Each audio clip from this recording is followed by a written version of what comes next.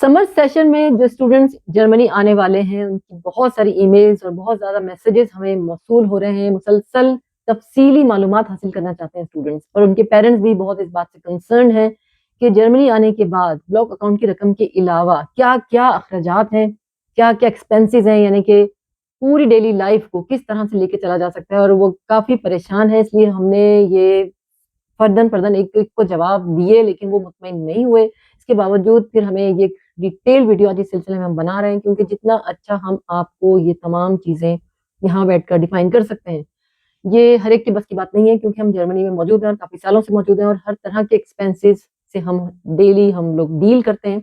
लिहाज़ा इस वीडियो में बहुत ज़्यादा तफ़सीलात के साथ वो तमाम सवालों के जवाबात आप तक पहुँचने वाले हैं, जिसके लिए आप बहुत बेचैन हैं। रहिए हमारे साथ।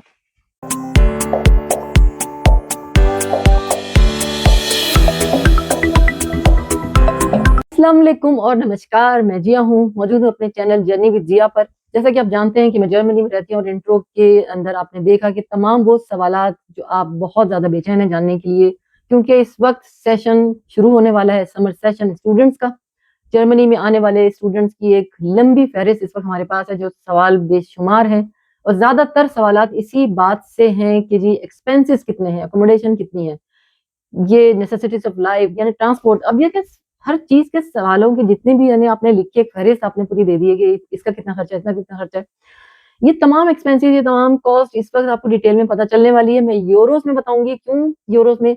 क्योंकि मैं पर यानी कि किस तरह से मैं डिफ़ाइन करूँ कि बांग्लादेश में इतने हो जाएँगे, तो जिस देश में आप रहते हैं, पाकिस्तान, इंडिया, बांग्लादेश, जिस भी कंट्री में आपसे आप बिलॉन्ग करते हैं, उसकी करेंसी में कन्वर्ट आपका करूँ।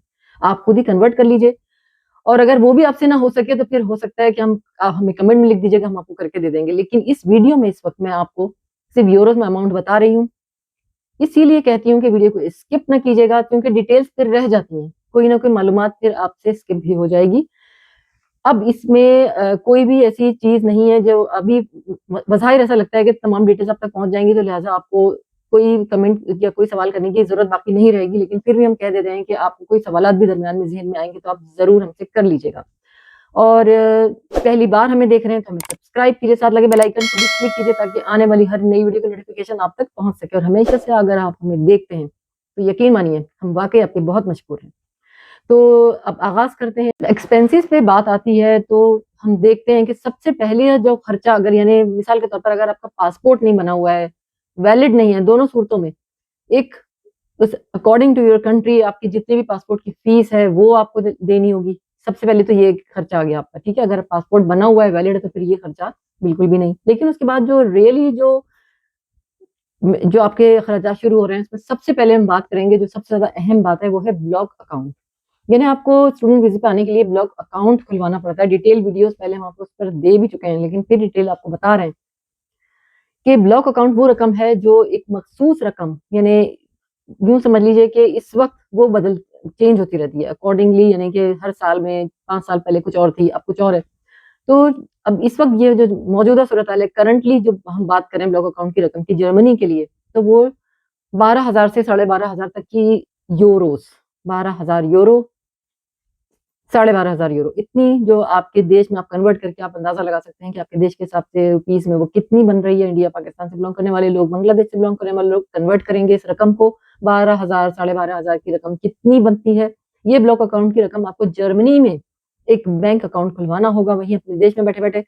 वहाँ पे इस रकम को आप जमा करवाएँगे। ब्लॉक अकाउंट की रकम जो है वो क्यों रखी जाती है कि जब स्टूडेंट यहाँ पर आता है, तो ये बैंक जिसको आपने अपना ज़ामिन ठहराया है, वो आपको आपकी ही रकम का एक मख़सूस महाना उसमें से निकाल कर, यानी कि आपको आपको सेफ़ली आपकी अमाउंट आपके पास मौजूद है बैंक के अंदर। अब वो पूरी रकम आप नहीं निकलवा सकते आने के बाद। आपको मंथली के हिसाब से वो रकम आपकी देते रहेंगे अख़राजात के हिसाब से, ताकि आप कहीं किसी गलती में या किसी मुश्किल में ना फँस जाएँ। क्योंकि अब यहाँ पे आपको अख़राजात की ज़रूरत है। ब्लॉक अकाउंट की रकम जब तक चल रही है, आप सेफ़ चल रहे होते हैं। अब क्या है इसके लिए कि आप ब्लॉक अकाउंट किस तरह खुलवाएँगे? तो अब यहाँ ये बात है कि अगर आप कॉन्फिडेंटली अपना इतना समझते हैं कि आप अपने देश में बैठकर जर्मनी के बैंक में अपनी ब्लॉक अकाउंट की रकम रखवा सकते हैं, अकाउंट भी खुलवा सकते हैं, सब कुछ आप कर लेंगे, तो आप बहुत आसानी से विदाउट एनी मज़ीद कोई फ़ीस आप ये काम खुद भी कर सकते हैं। लेकिन अगर आप समझते हैं कि ये आपके लिए मुश्किल है, कोई एजेंसी, कोई फाइनेंशियल एजेंसी आपकी मदद करे तो ऐसी बेशुमार एजेंसीज़ आपके देश में मौजूद होती हैं, वर्ल्ड ओवर मौजूद हैं, जिनसे आप मदद ले सकते हैं। यानी कि जिस तरह से मिसाल के तौर पर एक छोटी-सी मिसाल है जैसे फैंटीबा है, इस तरह के बहुत से ऐसे इदारे, ऐसे कंपनीज़ काम कर रही हैं जो आपके इस काम को, इस मुश्किल को आसान बनाती हैं। वो इस सर्विसेज़ का एक हकीर सी अमाउंट उनको भी देनी होती है आपको, अगर आप उनकी मदद लेंगे। जैसे जिस तरह आप कंसल्टेंट के लिए जब आप कंसल्टेंट कोई हायर करते हैं, तो उनकी फ़ीस तो ख़ैर इससे ज़्यादा होती है, लेकिन ये बहुत ही कम एक छोटी समझ लीजिए कि 100 यूरो इससे कुछ ज़्यादा दो यानी विदिन 300 यूरो या इससे भी कम, आप आराम से किसी को भी हायर करके ब्लॉक अकाउंट अपना खुलवा सकते हैं। अब आपने ब्लॉक अकाउंट का तो मरहला आपका समझ में आ गया आपको कि किस तरह से होगा, लेकिन जिस वक़्त आप अपने डॉक्यूमेंट्स कॉन्सुलेट में, जर्मनी की कॉन्सुलेट में जो आपके देश में मौजूद है, वहाँ जब आप अपने डॉक्यूमेंट्स को जमा करेंगे तो एक फ़ीस वो कॉन्सुलेट एम्बेसी भी आपसे लेगी। वो कोई ज़्यादा रकम नहीं होती, वो 75 से 80 यानी कि 75 यूरो से लेकर 80 यूरो तक वो आपसे लेंगे। ये फ़ीस भी यूरोज़ में लेंगे वो, क्योंकि वो जर्मनी के लिए काम कर रहे हैं, जर्मनी की एम्बेसी है, जर्मनी का कॉन्सुलेट है। फिर उसके बाद आपके पास एक और काम होता है जो आपको यानी जिस वक़्त आप पेपर्स अपने जमा कर रहे होते हैं, उस वक़्त आपके पास आपकी रिज़र्वेशंस होनी चाहिए, फ्लाइट टिकट आप परचेज़ करते हैं। फ्लाइट टिकट भी सीज़न पे डिपेंड करता है कि ये आगे-पीछे होता रहता है, लेकिन जिस तरह से अगर नॉर्मली देखा जाए तो यूँ समझ लीजिए कि एक अंदाज़े के मुताबिक, क्योंकि आपको तो सिंगल टिकट लेना होता है, वन वे टिकट लेना होता है, तो पढ़ाई के लिए यहाँ पे आ रहे होते हैं। तो 400 से लेकर 400 यूरो से लेकर 800 यूरो के अंदर ही अंदर आपकी रिज़र्वेशन आपका आपका ये फ्लाइट टिकट हो जाता है। अब मरहला आता है कि आपने यूनिवर्सिटी में एडमिशन लेना है। आप अपने ऑनलाइन जाके तलाश करते हैं कि आपके सब्जेक्ट्स के हिसाब से आपको कौन-सी यूनिवर्सिटीज़ चाहिए, कहाँ ये कोर्स रखा हुआ है जो आप पढ़ने जा रहे हैं। क्योंकि यूनिवर्सिटीज़ तो बेशुमार हैं हर शहर के अंदर। और अब जिस वक़्त आप यूनिवर्सिटीज़ को सर्च करते हैं तो फिर आपने जैसे सिलेक्शन कर लिया तो तमाम स्टूडेंट्स यही करते हैं कि वो एक से ज़्यादा यूनिवर्सिटीज़ के लिए अप्लाई करना चाहते हैं। क्योंकि ये ज़रूरी नहीं होता कि आपने जहाँ अप्लाई किया अपने फ्यूचर आपने लगाया हुआ है, तो आप किसी एक यूनिवर्सिटी में कभी अप्लाई नहीं करते। यहाँ रहने वाले स्टूडेंट्स भी बहुत ज़्यादा यूनिवर्सिटीज़ में अपने जो है अप्लाई करते हैं, ताकि अगर यहाँ ना हुआ तो कहीं और हो जाएगा। यानी प्रायोरिटी बेसिस पर आप देखते हैं कि भई सबसे पहले मैं कहाँ अप्लाई करूँ? जहाँ पहली बार आप अप्लाई करते हैं, जिस यूनिवर्सिटी के अंदर आप अप्लाई करते हैं, फर्स्ट जो आपकी एप्लीकेशन है, जब फाइल अप होती है, तो उसके लिए भी आपको एक इदारे की ज़रूरत पड़ती है। एक ऐसी एजेंसीज़ हैं, ऐसे इदारे हैं जो आपकी मदद करते हैं। आप डायरेक्टली जाकर यूनिवर्सिटी में एडमिशन नहीं ले सकते। वो आपके पेपर्स, आपके सारे डॉक्यूमेंट्स चेक करते हैं।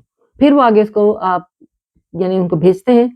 उसके थ्रू आप चलते हैं। यूनिवर्सिटी में डायरेक्ट आप जाकर अपनी घर बैठे जो है वो अप्लाई नहीं कर सकते, जिस तरह से यूनिसिस्ट है। अब यूनिसिस्ट जो है वो आपसे एक अपनी इस सर्विसेज़ की बहुत हकीर सी एक अमाउंट लेगी। ज़ाहिर है वो आपकी तमाम स्टूडेंट्स उनको भेज रहे हैं, इस तरह से दूसरे और भी बहुत से इदारे हैं, तो जिसके ज़रिए भी आप भेज रहे हैं, वो बहुत एक हकीर सी रकम आपको यूरोज़ में उनको भी देनी है। फिर आपने जिस वक़्त अप्लाई किया, मिसाल के तौर पर आप अप्लाई कर रहे हैं किसी एक जैसे कोई भी आपने यूनिवर्सिटी सेलेक्ट की, तो आपकी जो पहली एप्लीकेशन है, उस पर जो आपकी फ़ीस है एप्लीकेशन की, आपके फॉर्म की, आपकी यानी जो आपने एप्लीकेशन जो पहली फ़ीस है, पहली यूनिवर्सिटी है, उसमें आपको देने होंगे 75 यूरो। लेकिन जब दूसरा सिलेक्शन है, दूसरी एक और यूनिवर्सिटी आपने सेलेक्ट की हुई है और आपने उसमें भी एडमिशन लेना है, तो इस वक़्त ये फ़ीस हर दफ़ा 30-30 यूरो करके बढ़ती जाएगी। पहला आ गया है कि आपने हेल्थ इंश्योरेंस भी लेनी है जर्मनी के अंदर। हेल्थ इंश्योरेंस का क्या तरीक़ेकार है, इसके लिए भी बहुत ज़्यादा इदारे हैं, बहुत ज़्यादा कंपनीज़ बनी हुई हैं। मिसाल के तौर पर एक नाम आपको बताती हूँ, मुस्तनद नाम जो कि टेका। अगर आप इसके अंदर अपनी हेल्थ इंश्योरेंस लेते हैं, टेका से आप चाहते हैं कि आप टेका की इंश्योरेंस लें, तो उसकी 1 महीने की फ़ीस 120 यूरो है मंथली। लेकिन आपको इस वक़्त अप्लाई करते वक़्त 3 महीने का हेल्थ इंश्योरेंस दिखाना है, तो ये फ़ीस बन गई लगभग 360 यूरोज़, 360 यूरो ये बन गई, क्योंकि 3 महीने का एक साथ आपको हेल्थ इंश्योरेंस दिखानी है। तो ये तमाम अखराजात जो हमने इस वक़्त कैलकुलेट किए हैं, अगर हम सही तरह से इसको सम करके देखते हैं और देखते हैं कि कितने बनते हैं, तो ये बनते हैं जी टोटल अगर करते हैं तो 1300 साढ़े 1300 से यूरोज़ में 1500 यूरो तक ये तमाम के छोटे-छोटे अखराजात जो हैं आपके चले गए। ब्लॉक अकाउंट की रकम जो कि 12,000 से साढ़े 12,000 तक है, वो इसमें एक्सक्लूडेड है। यानी ये हम बात जो कर रहे हैं, ये सिर्फ़ हम कर रहे हैं इस वक़्त उन अखराजात की जो छोटे-छोटे अखराजात हैं, वो साढ़े 12,000 इसमें शामिल नहीं है, वो एक्सक्लूडेड है। अब इसके बाद बारी आती है कि आपके मुल्क में, आपके वतन में मिसाल के तौर पर ये एक राउंडेड फिगर में अगर हम देखते हैं तो ये जो मैंने आपको बताया है कि ये पाकिस्तान के हिसाब से 1.25 लाख के अराउंड बन रही है, राउंडेड फिगर की बात कर रही हूँ, एक्यूरेट नहीं बता रही आपको मैं। ये आप खुद निकालेंगे, ये आपका काम है। या और इंडिया की बात करते हैं तो ये भी 1 लाख से ऊपर है, उनकी जो करेंसी है उसके हिसाब से ये 1 लाख से ऊपर है। ये तो वो खर्चे थे जो वहाँ से चलने से पहले आपके हुए। अब आप यहाँ आ गए, लैंड कर लिया, अब आप एडमिशन भी सब कुछ हो चुका है, अब आप जर्मनी पहुँच चुके हैं। अभी क्या कॉस्ट है, बहुत ज़्यादा स्टूडेंट्स और उनके पेरेंट्स इस चीज़ के लिए काफ़ी परेशान हैं कि वहाँ जाने के बाद एक महँगे मुल्क के अंदर कितने खर्चात हो जाएँगे स्टूडेंट के। तो एक बिल्कुल ऐसा मैं बिल्कुल एक्यूरेट आपको बता रही हूँ। सबसे पहले जो चीज़ है आपके पास वो है अकोमोडेशन। अकोमोडेशन के लिए यहाँ पर फिर ये कहते हैं कि ये एक वेरिएबल किस्म का खर्चा है, क्योंकि ये डिपेंड करता है कि किस यूनिवर्सिटी में, किस शहर में, क्योंकि हर शहर की अलग कॉस्ट है। और फिर ये भी इस पे डिपेंड भी करता है कि आप कैसा तर्ज़ रिहाइश चाहते हैं। अगर आप बहुत कोई हाई-फ़ाई तर्ज़ रिहाइश चाहते हैं या मॉडरेट चाहते हैं, नॉर्मल चाहते हैं, हर चीज़ मैं आपको बिल्कुल तफ़सील से बताने वाली हूँ कि अगर आप किसी छोटे शहर में हैं, यानी कोई बहुत ख़ास कोई सिटी नहीं है, बड़े शहरों में इसका शुमार नहीं है, तो 250 से लेकर 400 तक, 400 यूरो तक आपको अकोमोडेशन बड़ी आसानी से मिल जाएगी। अगर आप थोड़े उससे बेहतर किसी जगह पर हैं और यानी कोई अच्छा ही सिटी है लेकिन इतना भी कोई हाई-फाई नहीं है, तो ये खर्चा 400 से लेकर यूँ समझ लीजिए कि 700 यूरो तक हो गया। और अगर आपका बहुत ही अच्छा कोई रहन-सहन है आपके पास, अफ़ोर्ड करते हैं आप और आप चाहते हैं कि मुझे बहुत ही कोई हाई-फाई जगह मिले या आपकी यूनिवर्सिटी किसी हाई-फाई जगह पर है, कोई ऐसा सिटी है और आपका ये ख़्याल भी है कि मैंने बहुत अच्छा कोई रहन-सहन होना चाहिए, मेरे पास अच्छी अकोमोडेशन होनी चाहिए, तो फिर अभी आपको 600 यूरो से लेकर 900 यूरो तक का दिमाग में अपने रखिए, फिर अगर आपको इतनी ही कोई ऐसी कॉस्टली जगह पे रहना है। वेरी करता है सिटी टू सिटी भी, जो बड़े शहर होते हैं फ्रैंकफर्ट, म्यूनशन, बर्लिन, यहाँ पर किराए हमेशा ज़्यादा होते हैं। लेकिन अगर आप चाहते हैं कि मैं रहूँ भी फ्रैंकफर्ट में, मेरी यूनिवर्सिटी भी फ्रैंकफर्ट में हो, म्यूनशन में हो, बर्लिन में हो, बहुत अच्छी मेरी यूनिवर्सिटी है, बड़े शहरों में है, आसान तरीका बताते हैं, वो है यूनिवर्सिटी डॉर्म्स में रहना। तो यूनिवर्सिटी डॉर्म्स में जो है वो सिटी कोई भी हो, आप बड़ी आसानी से 200 से लेकर 300 यूरो तक अपनी अकोमोडेशन बहुत ही अच्छी और बहुत ही साफ-सुथरी, बड़ी ज़बरदस्त अच्छी वो भी जगह होती है, बहुत ज़्यादा बड़ी नहीं होती लेकिन बहुत अच्छी और बहुत ही नफ़ीस किस्म की वॉशरूम्स भी, हर चीज़ बहुत साफ होती है। अब आ जाते हैं हम आपके नेसेसिटीज़ ऑफ लाइफ़ में, जो हमें खाना है सबसे जो मेन चीज़ है। खाने के लिए देखिए मैं पहले भी कई दफ़ा इस तरह की वीडियोज़ आपको दे चुकी हूँ, बड़ी हमारी इस पे बात हो चुकी है, बहुत ज़्यादा इस पे हमने बात की भी है, लेकिन फिर इस वक़्त भी करना बहुत ज़रूरी है। खाना ऐसी चीज़ है कि अगर आप खुद घर में बनाते हैं, देखिए अब आप स्टूडेंट के लिए आप आ रहे हैं तो अब आपको खाना तो घर में बनाना पड़ेगा, क्योंकि अगर आप बाज़ार से हर रोज़ खाएँगे तो भी बहुत महँगा पड़ जाएगा। खाना बाज़ार से तो अफ़ोर्ड करना इतना आसान नहीं होता। ये हो सकता है कि आपने 4 दिन बनाया और तो 1 दिन वीकेंड पे आपने घर से बाहर खा लिया। घर में भी आपको रोज़ बनाना नहीं पड़ता। स्टूडेंट्स और बहुत से लोग रोज़ खाना नहीं बनाते। टाइम को अपने ज़ाया करने के बजाय इतना खाना बनाइए कि आपके 3 दिन भी आराम से आप खाना अपना फ्रिज में रख सकते हैं। 1 दिन बनाइए, 3 दिन खाइए, लेकिन यहाँ शर्त ये है कि जो देशों में आप खाते आए हैं, जो इंडिया, पाकिस्तान से जो स्टूडेंट्स आ रहे हैं और चाहे लड़के हैं, लड़कियों के लिए इतनी प्रॉब्लम नहीं है, लेकिन लड़कियाँ भी आजकल की बच्चियों को इतना ज़्यादा कुकिंग की दिलचस्पी होती नहीं है, जब वो पढ़ने वाली होती हैं, स्टूडेंट वीज़े पे आ रही हैं। तो लेकिन अब जब आप आ रहे हो ना, आप जो भी हो, मेल हो, फीमेल हो, तो यहाँ पे जो ना ये सब नखरे नहीं चलेंगे। जहाँ आपकी घर में कोई आपको आपकी अम्मी, आपकी मम्मा खाना बनाकर तो नहीं दे रही हैं। अब तो आपको खुद ही बनाना है और आपके लगे हुए मज़े। इंडिया, पाकिस्तान के लोगों और बांग्लादेश से बिलॉन्ग करने वाले लोगों के खाने बहुत ही डिलीशियस, बहुत मज़े के होते हैं। और ये हम सभी जानते हैं कि जो खाने हम खाते हैं, हम वही खाना चाहते हैं। 1 दिन, 2 दिन तो हम कर लेते हैं। ये सब जो ना होटलिंग में भी आपको वो मज़ा नहीं आएगा जो घर में अभी आ रहा है। तो बहुत अच्छी बात है कि आप जल्दी-जल्दी से रेसिपीज़ फ़ॉलो कीजिए। तो तय ये हुआ कि खाना तो आप घर में बना रहे हैं, ज़्यादातर मोस्ट ऑफ द टाइम आप घर में बनाने की कोशिश कीजिएगा, तो उसमें आपका खर्चा 250 से 300 यूरो तक बड़ी आसानी से आप पूरा महीना रोज़ अच्छा खाना अपना बनाकर आप खा सकते हैं। रोटियाँ बनी-बनाई बाज़ार से पैकेटों में मिलती हैं, उसकी तफ़सीलात आप जानना चाहेंगे तो आपको दे देंगे। और खाना जो है मेनली, और राइस घर में बनाइएगा। बाज़ार से अगर आप राइस लेते भी हैं बने-बनाए तो फिर वो उसी में आ जाता है और राइस इतने अच्छे यहाँ बने-बनाए तो मिलते भी नहीं हैं। होटलिंग करने वाले लोग भी ये कोशिश करते हैं कि बाज़ार से राइस ना लिए जाएँ, जो घर में राइस बनते हैं वो यहाँ होटल्स में नहीं मिलते। ये वो बातें बता रही हूँ जो पर्सनल एक्सपीरियंस है, यहाँ रहने के फ़ायदे की वज़ह से आपको बहुत फ़ायदा हो रहा है ना, कि मैं आपको हर वो चीज़ बता देती हूँ जो मेरा अपना पर्सनल एक्सपीरियंस है और इससे ज़्यादा कोई अच्छी कीमती चीज़ नहीं होती, जो इंसान ने खुद एक्सपीरियंस किया होता है, वो बहुत अच्छा मशवरा दे सकता है। फिर उसके बाद बात आती है कि ये तो आपकी फूड की हो गई तमाम चीज़ें, यानी आपने किस तरह से रहना है, कैसे खाना है, अकोमोडेशन भी हो गया, फूड भी हो गया। अब आ रही है आपकी यूनिवर्सिटी से रिलेटेड बातें, यानी आने के बाद फ़ौरन जो चीज़ है, देखिए हम पब्लिक यूनिवर्सिटीज़ की बात कर रहे हैं जो कि बिल्कुल फ्री ऑफ कॉस्ट हैं, बिल्कुल फ्री हैं, लेकिन सेमेस्टर फीस बारहा बताया है, पहले भी बताया है, कई दफ़ा मैं बता चुकी हूँ, कई दफ़ा रिपीट हुई है ये बात कि सेमेस्टर फीस होती है। डिपेंड करता है आपके कोर्स पर, डिपेंड करता है उस यूनिवर्सिटी पर, उस सिटी पर जहाँ पे यूनिवर्सिटी मौजूद है। यानी यूँ समझ लीजिए कि 110 यूरो से लेकर 350 यूरो तक की, यानी 110 यूरो से लेकर 350 तक की कोई भी रकम आपकी यूनिवर्सिटी आपको कहेगी हर 3 महीने के बाद जो सेमेस्टर खत्म होगा, उससे पहले अब जब आप फ़ौरन आए तो पहली सबसे चीज़ आपको जो है अपने एनरोलमेंट के साथ ये फीस भी अदा करनी है जो कि सेमेस्टर फीस है। अब क्योंकि हम हर चीज़ की डिटेल आपको बता रहे हैं यहाँ रहने के लिए आपको जो जैसे आप अपने देश में इंटरनेट यूज़ करते हैं तो यहाँ पर आने के बाद कितना खर्चा होगा जी? पूरे मंथ आपको इंटरनेट चाहिए, हर काम के लिए चाहिए। तो ये यूँ समझ लीजिए कि 20 यूरो से लेकर 30 यूरो तक आप बड़े आसानी से इंटरनेट यूज़ कर सकते हैं और आप इसमें ही बस पूरा समझेंगे इतना ही कॉस्ट है, 20 यूरो से 30 यूरो। फिर उसके बाद कुछ ऐसे खर्चे होते हैं जो कि डिपेंड करता है कि आप करना चाहते हैं कि नहीं करना चाहते और कुछ ऐसे होते हैं हम करने ही होते हैं जैसे स्टेशनरी है।